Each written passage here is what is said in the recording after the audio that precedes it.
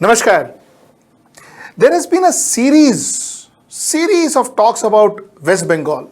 Who is going to win West Bengal? What is BJP doing in West Bengal? What is Mamata Banerjee doing in West Bengal? You know how many Muslim votes, how many Hindu votes, what are Hindus saying, what are Muslims saying, so on and so forth. Unfortunately, none of us talk about the economy of West Bengal. There has been no talk about how West Bengal is faring as a state. Some people say, oh, West Bengal, very poor state, it is not doing well at all economically. Is that true? Some people say, no, yaar, it is doing well, it is doing fabulously well, and Mamata Banerjee has taken care of the economy there well. One doesn't hear these kind of conversations, and that is exactly what Akhilesh and I are going to do today. Let's talk about the Bengal economy. Akhilesh, welcome. How is West Bengal economy doing? If you go by the statements of the BJP, pathetic. Achha. If you go by a dispassionate, impartial analysis, not really bad, Sujit. We must go into the history of the economy that is there at the moment.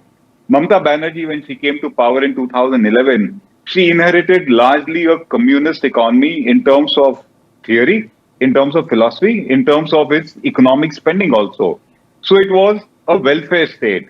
A welfare state where government focus and expenditure was towards the farmer, towards the rural sector, towards education, towards health, etc.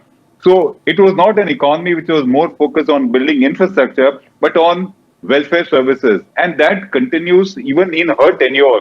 Because I think we have been seeing that every politician today is more focused on the voter in the rural belt. And so economic policies are more directed to the welfare of the rural sectors as we see.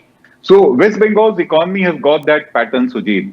Like, for example, the spending on the rural, the farmer, the education and welfare is far more than what it is towards the urban. So while the rural has a robust spending from the government, urban unemployment remains high.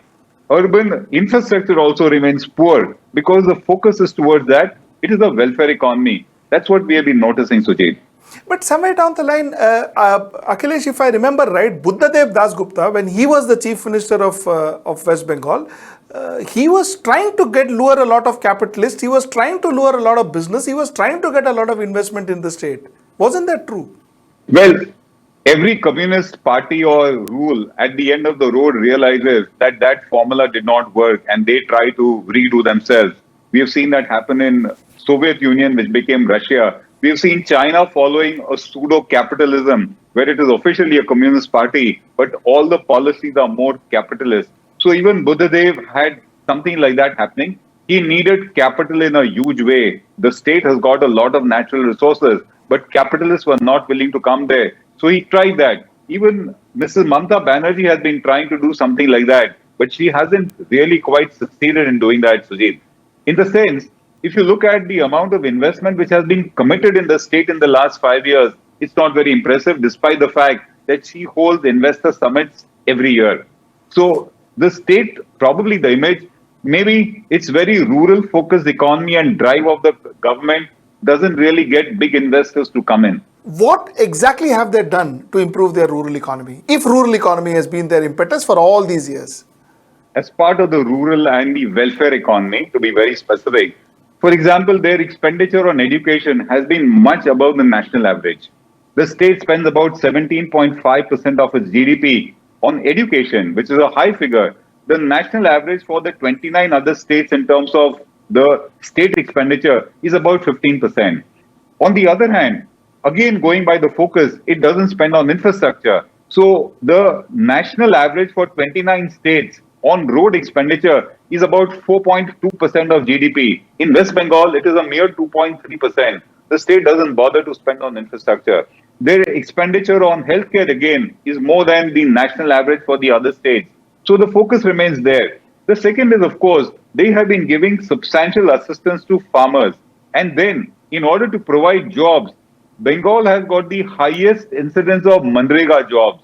They have been using it to the full. So the focus remains rural, and that explains why they need to do that or why they do it.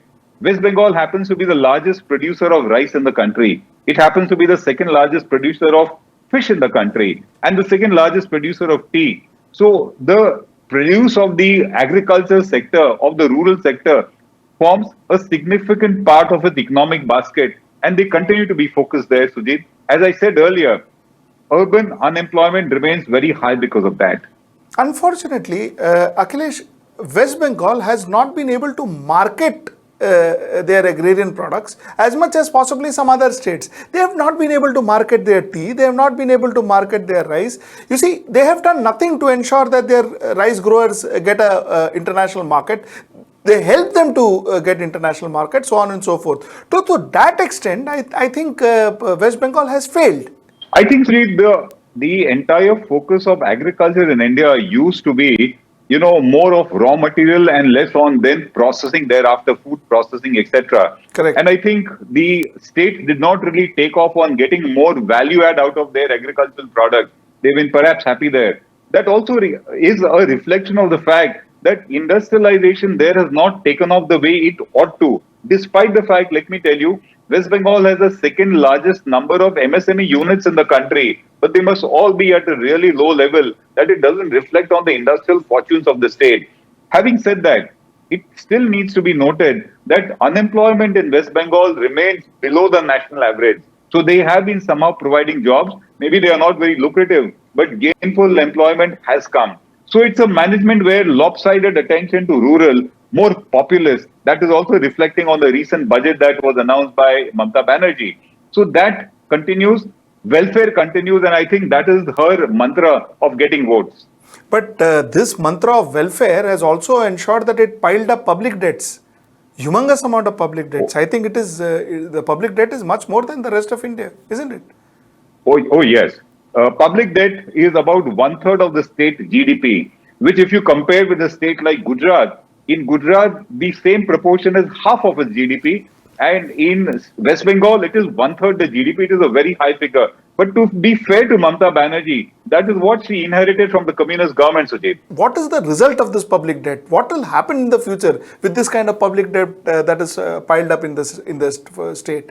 Sujit, what happens is when your public debt is high, a large part of your expenditure of the government goes towards meeting interest payments and repayments, in which case very little is left for productive capital expenditure to build long-term assets for the public. So it will continue to cast not a very good shadow on the entire public finances of West Bengal. More and more money will have to be set aside for repaying interest and repaying the loan. And that's what's been happening. As I said, for example, the expenditure on roads is a dismal 2.3% of its state GDP, which is awful. Fair enough. See, one understands that the recent budget that Ms. Mamata Banerjee launched was a populist budget. ठीक है, because end of the day, she has to fight an election, she has to win an election. But tell me, Akhilesh, if you look at her budgets in the last 5 years, how would you rate her budgets? How would you rate the state budget? The past 5 budgets also have been on similar lines of populism to maintain her hold on the electorate. So it would be worth seeing what was the present budget, because the earlier ones also in some way were a reflection of that itself.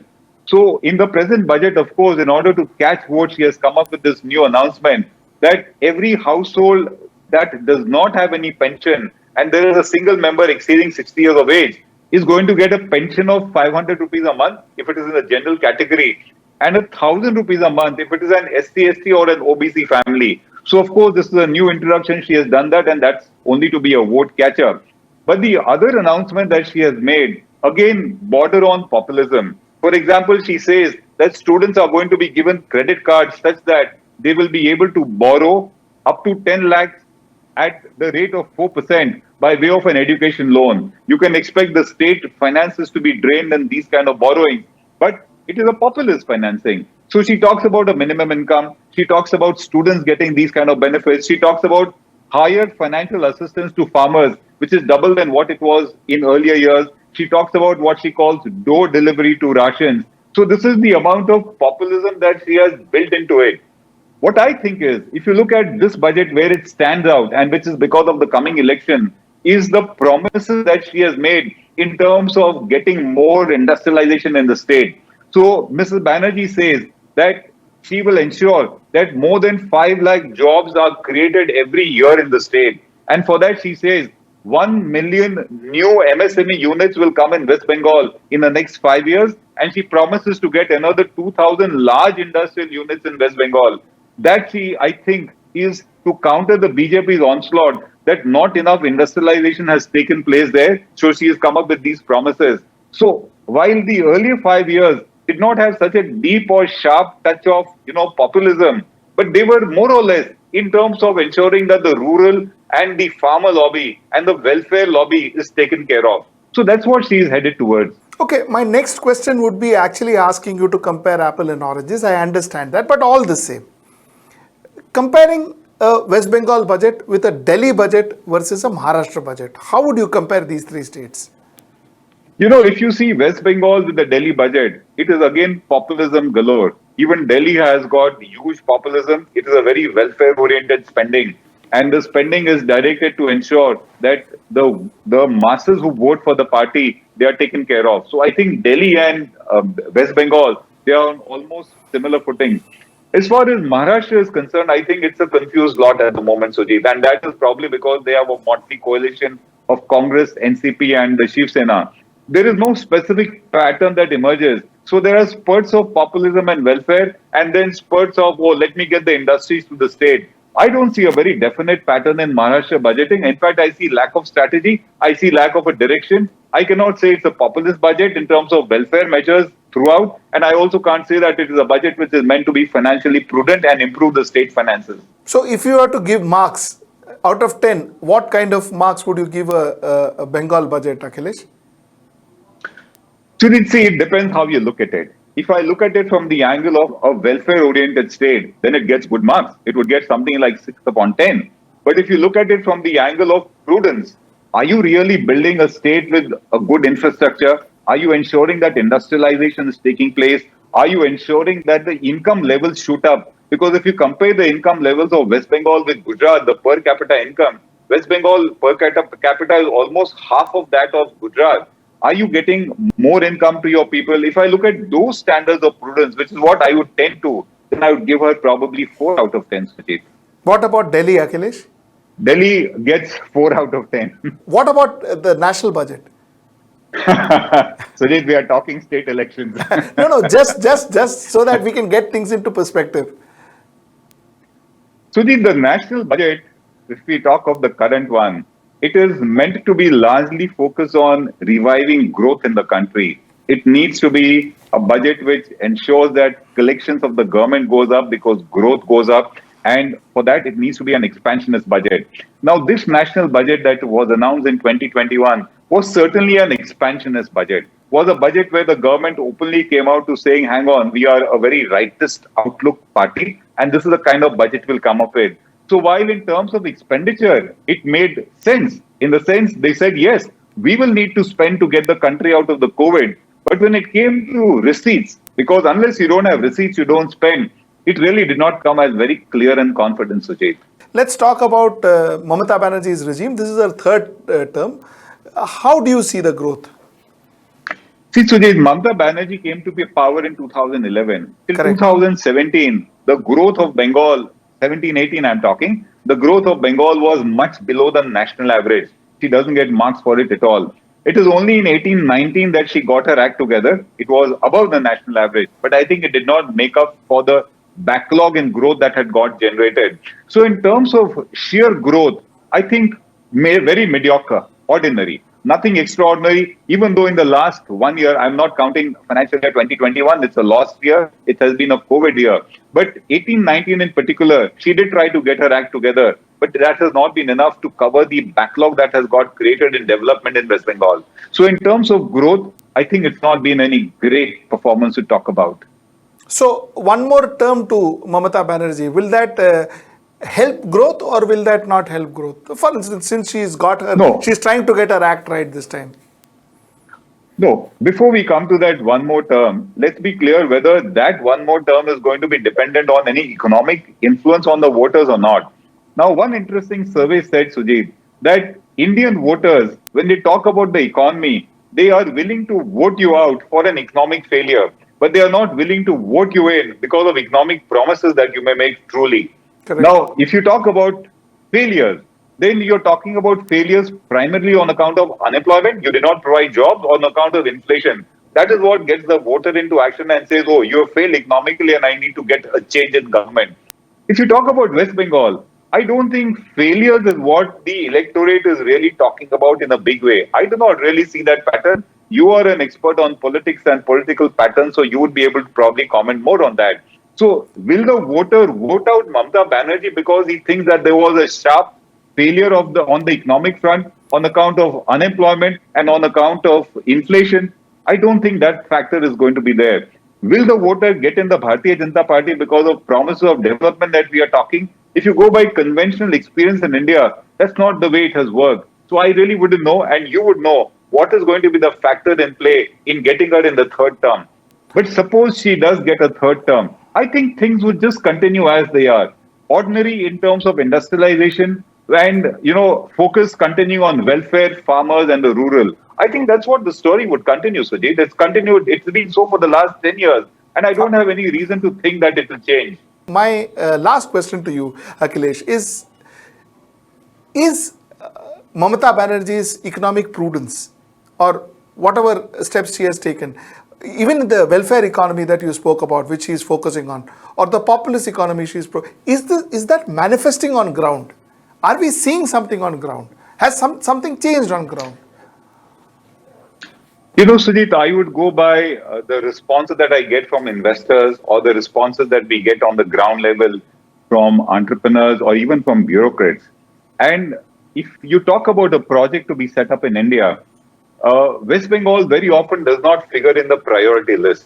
So I think that is one very strong indicator that comes in terms of, is it really translating into something substantial in terms of being impressed? You can have a welfare-oriented economy, but is the ordinary investor feeling good enough to invest there? Because a welfare economy actually means more and more spending by the government, which means there should be more and more demand for manufactured goods.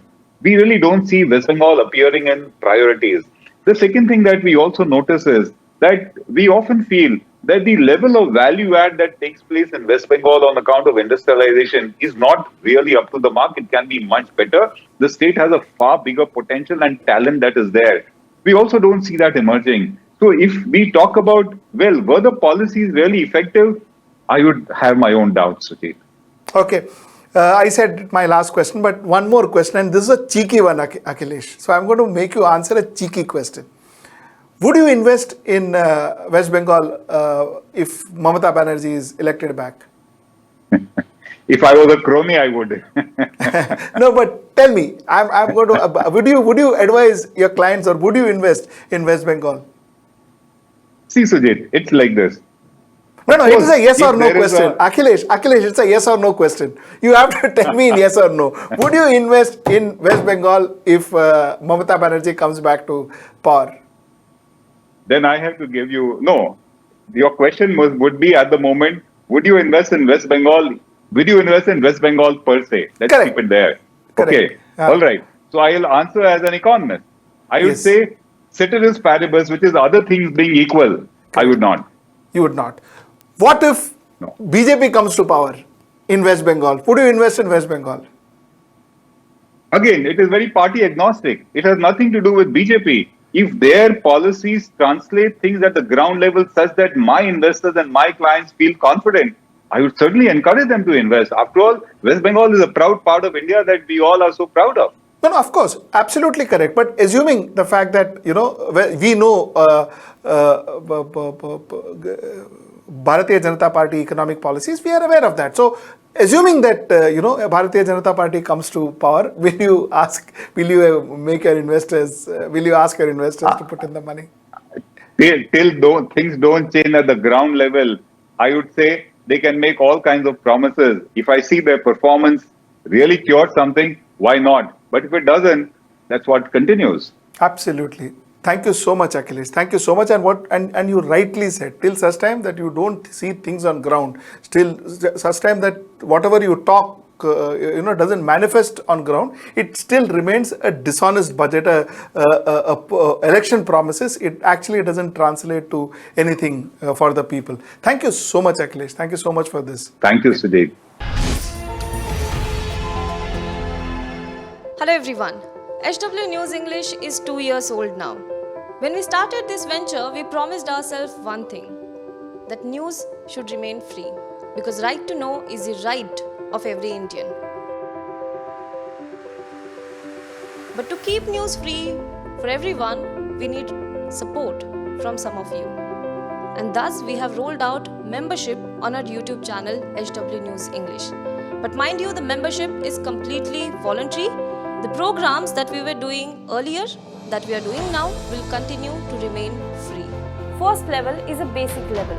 Here, you can be our supporter by paying Rs 199 per month. This membership gives you certain perks and benefits. The perks include unique badges in front of your name,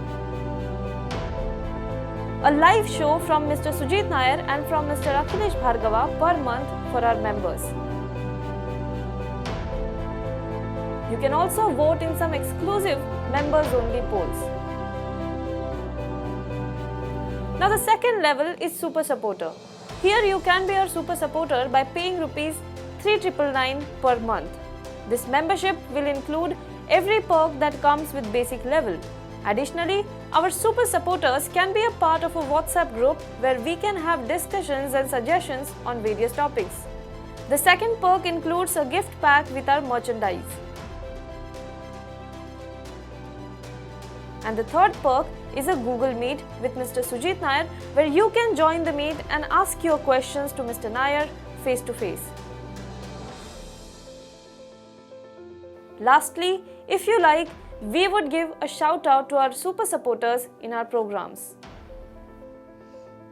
So, hope to see you soon with our badges. The emerging backbone of India's economy are our startups. They represent India's youth. They represent India's aspirations.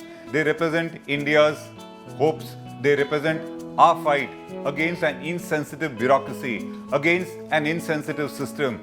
They represent the fight of our startup entrepreneurs against an indifferent system, against an insensitive banker, against challenges of dealing with the government, and against all the odds with which they started a startup. Every startup begins with a brilliant idea, a unique idea, an idea which nobody else thought of, and that becomes a business enterprise. We are starting our next episode series on what we call Startup Stories.